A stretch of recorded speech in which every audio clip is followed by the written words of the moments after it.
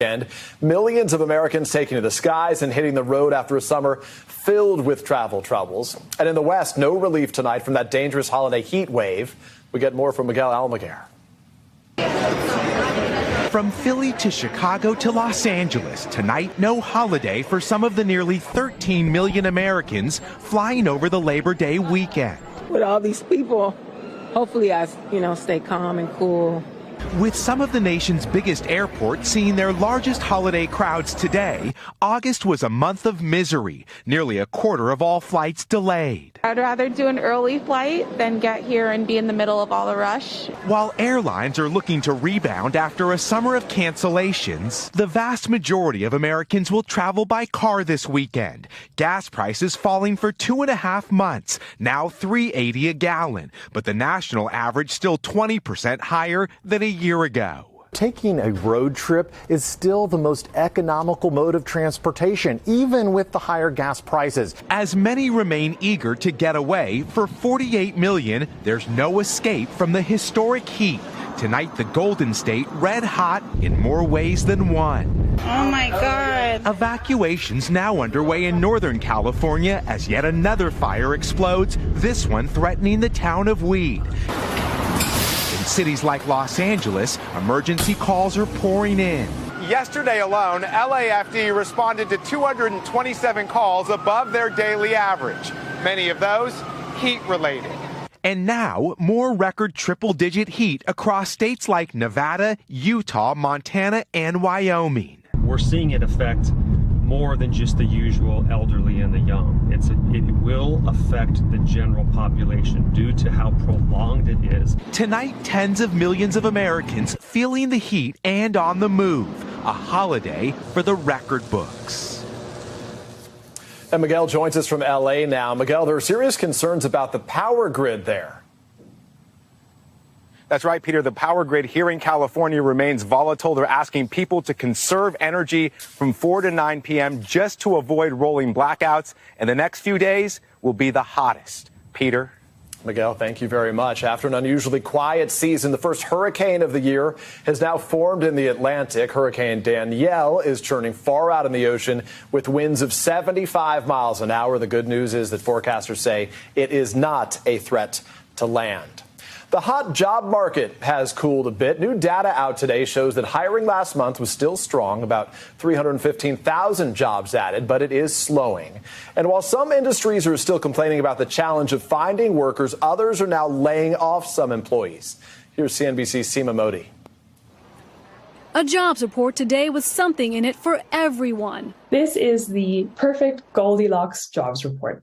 It shows job gains that are hot, but not too hot. Wage growth that is hot, but not too hot. The month of August adding 315,000 new jobs, with the biggest gains in professional and business services, healthcare, and retail. The great American jobs machine continues its comeback. But the information sector, which includes tech, now struggling, seeing the slowest pace of growth in 6 months.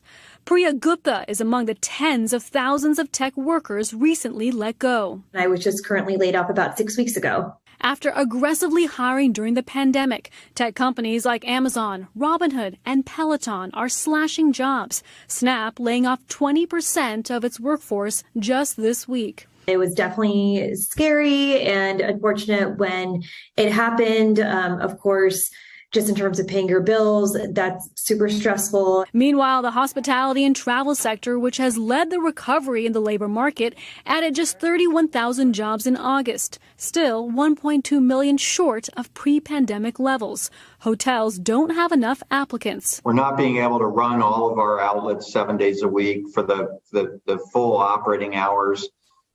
In some occasions, we're not able to turn rooms. One bright spot in today's report, the labor participation rate, which measures people who want to be in the workforce, rose in August, giving a hopeful sign to those who've recently lost a job, like Priya. Even though there's a lot of layoffs happening, it seems like a lot of companies are still hiring. While painful, the Federal Reserve wants the labor market to continue cooling down, seeing that as one key factor in getting this country's soaring inflation under control. Peter? CNBC's Seema Modi. Seema, thank you. In Mississippi now, with a water crisis in its 5th day, that state is struggling to keep up with the demand for bottled water. The head of FEMA arriving in Jackson today to assess the water emergency. Morgan Chesky is there. In Jackson, this now a frustrating part of the daily routine. It's really affecting us pretty badly. That's why we're stocking up on water. In barely 24 hours, the state says it's handed out more than 500 pallets of water, nearly all loaded in cars. Thank you. For those lucky enough to have one. This Jackson resident trying to get enough water for the weekend, stressing this problem isn't new.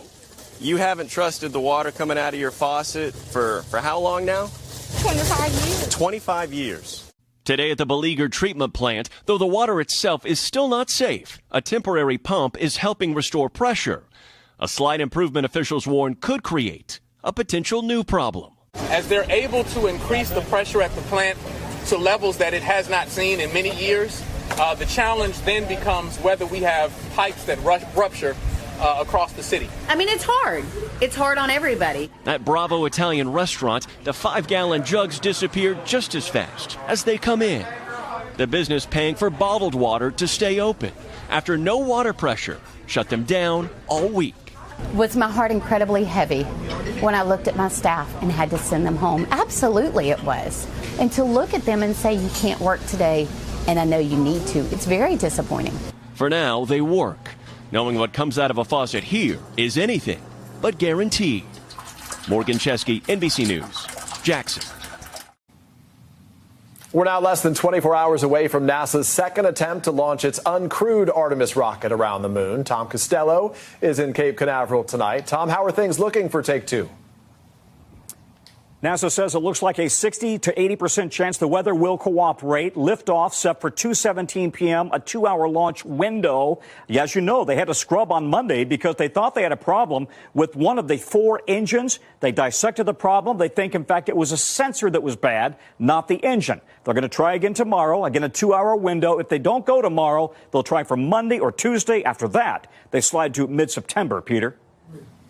We'll hope for a successful launch tomorrow, Tom. Thank you. Back home now, the newly authorized COVID boosters that specifically target Omicron subvariants are already going into arms tonight. Stephanie Gosk with more now on who's eligible and what you should do if you recently had the virus.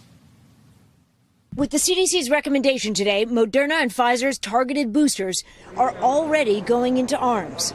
The head of the CDC is urging everyone who is eligible to get the booster, specifically designed to target dominant Omicron variants BA4 and BA5. This is being called a bivalent vaccine. That's kind of a fancy word. What does it mean? Yeah, bivalent vaccines mean that it covers both the original coronavirus as well as the now commonly circulating BA4 and BA5 Omicron variants. So who is eligible? Anyone who has received the original series, as long as at least 2 months have passed. It's the same wait time if you recently got the previous booster. Authorization for Moderna's shot is for people 18 and older. Pfizer's is 12 and older. For those people who are vaccinated and have been recently infected, the CDC recommends waiting 3 months after the infection to get the targeted booster. Health experts say getting regularly updated COVID shots will become routine. We want to get into the cadence and the rhythm of about once per year, get an annual shot. NBC's latest COVID-19 data shows cases nationwide have dropped over 13% in the past 2 weeks. There are still, on average, more than 400 deaths a day. COVID-19 still represents a very significant threat, especially to patients who are immunocompromised, either by disease or because they take medications that put them at risk. There is no targeted booster for children yet. Both companies say they are working on one. Stephanie Gosk, NBC News. In 60 seconds, the heart-stopping video, an assassination attempt on Argentina's vice president, how she escaped with her life. And Hollywood icon Jane Fonda, what she just revealed about her health. We're back in a moment with a search for the school teacher who was kidnapped off the street while jogging. We're back now with a search for a Tennessee teacher who authorities say was forced into a car and kidnapped while out jogging this morning. And the questions tonight about why she may have been targeted. Here's Aaron McLaughlin. A desperate search for an American school teacher kidnapped in Memphis. And after we actually found information and saw a video where somebody was abducted, then that's going to raise the alarm. Police releasing this surveillance still of 34-year-old Eliza Fletcher jogging near the University of Memphis campus. University police say that around 4:30 Friday morning, the avid jogger was forced into this dark SUV following a brief struggle with an unknown man. After further investigation, we found video that did show a black SUV pull into the area across the street here where the victim was taken. Memphis police now working with the FBI and pleading with the public for help, saying Fletcher's 5'6" tall, 137 pounds, with blonde hair and green eyes, last seen wearing a pink jogging top and blue running shorts. Very important that if anybody knows the whereabouts of Miss Fletcher, to contact the police immediately. According to University police, Fletcher regularly runs along Central Avenue, where the kidnapping took place. Her cell phone and water bottle later discovered in front of a house owned by the university. According to local reports, the school teacher, also known as Liza, is a married mother of two from a well-known Memphis family known for its philanthropy. Now she's missing, and the Memphis community on edge. Erin McLaughlin, NBC News. Today, 84-year-old actress and activist Jane Fonda revealed on social media that she's been diagnosed with non-Hodgkin's lymphoma and has begun chemotherapy treatments. Fonda wrote that this is a very treatable cancer. She added, 80% of people survive, so I feel very lucky. Fonda says she'll be doing chemotherapy for about 6 months and that it will not interfere with any of her climate activism. When we come back right here, the childhood cancer survivor who not only beat the disease, but is now helping others to do the same. You sound good. Finally tonight, the story of one remarkable woman who beat cancer when she was a child, then made it her life's mission to help other kids on that very same journey. Kathy Park on the nurse who's inspiring America. Hey, sister. Hi. How are you? East Tennessee Children's Hospital hits close to home for nurse Hannah Lawson. You look good. Especially when she checks in on young patients like Parker Cross.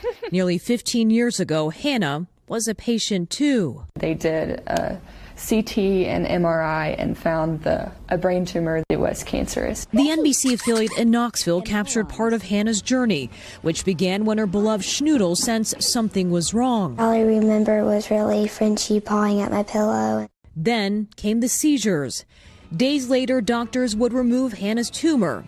And through her recovery, she found a calling, helping other kids with cancer. The work didn't end there. Hannah recently graduated with a nursing degree, returning to work at the very hospital that helped save her life. Her own scars. I'm permanently bald on my right side from radiation. A remedy for healing when connecting with patients. I got to flip my hair over and show her, like, this is what it's going to look like, and that's going to be okay. Child life specialist Anna Taylor helped the 7-year-old Hannah through some tough times, now reunited as colleagues. She always had a positive outlook on everything. What's the message that you have for kids, adults who are fighting cancer right now? See the good.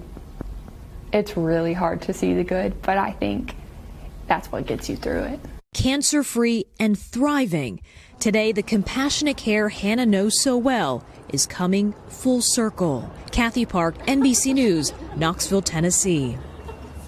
Hannah, like so many nurses in this country that we can never thank enough. That's Nightly News for this Friday. I'm Peter Alexander. We thank you for watching. Have a great weekend.